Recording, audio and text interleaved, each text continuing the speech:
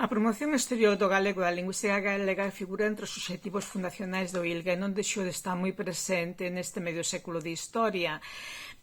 O feito de ser un instituto universitario de investigación fai que realmente que esta relación se buscase sobre todo en universidades e en centros de investigación que poderan ser máis ou menos homologables e fixose por distintas vías. Desde o primeiro momento co convite a importantes figuras da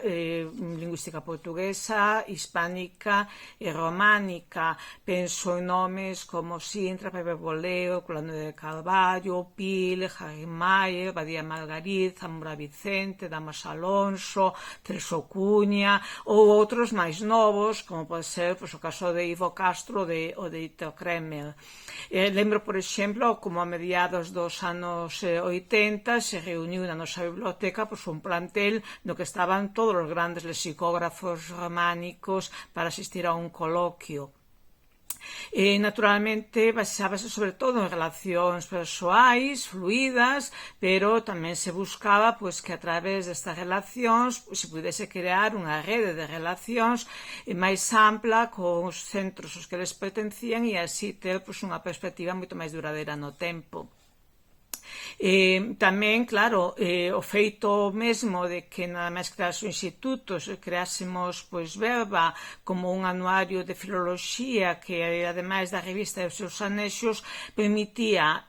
por un lado, que a investigación que se estaba facendo en Galicia tivese unha canle de expresión, pero tamén de maneira moi particular pretendíase que tamén investigadores foráneos se achegasen ao Galicia e ao galego ofrecéndois unha plataforma en que poder tamén publicar as súas investigacións.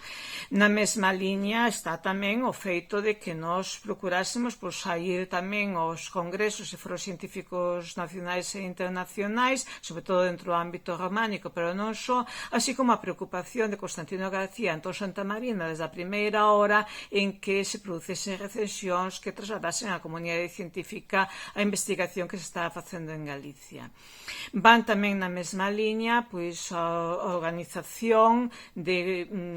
cursos de lingua e cultura galegas, primeiro dentro dos cursos de verán da universidade e logo xa nos cursos para estranxeiros organizados polo propio ILGA, que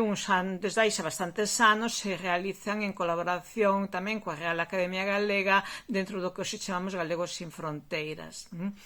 Deixo para o último lugar, pero non é menos relevante, o feito de que desde o primeiro momento existise unha gran preocupación por